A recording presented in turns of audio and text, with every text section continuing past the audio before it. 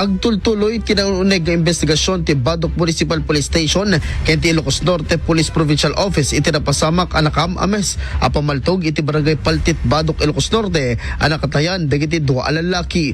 Makita iti videos ti nagdalanan dagiti bala manipod kadagiti agkakangato a kalibre a paltog.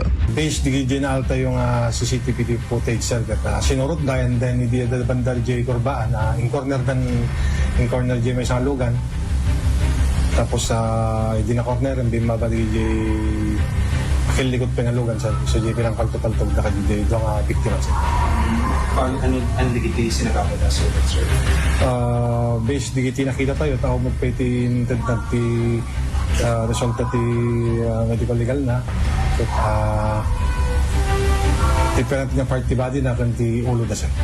Na-identify tayo sir na nakapaltog din ako sa... Yes sir, based ka di empty shells ka na ala sir, pati na alang caliber 5.56 kan caliber .30.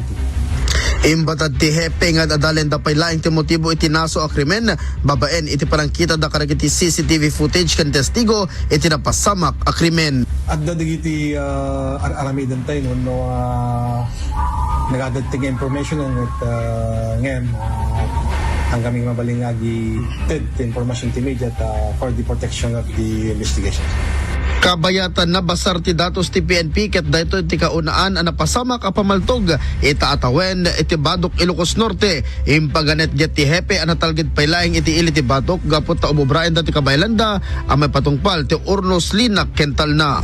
Arami dami amin sir ti aming banag kap no mga pagbalin tayo ba't lang nalinak ito ini tayo despite dito napasamak at adumat digiti programa digiti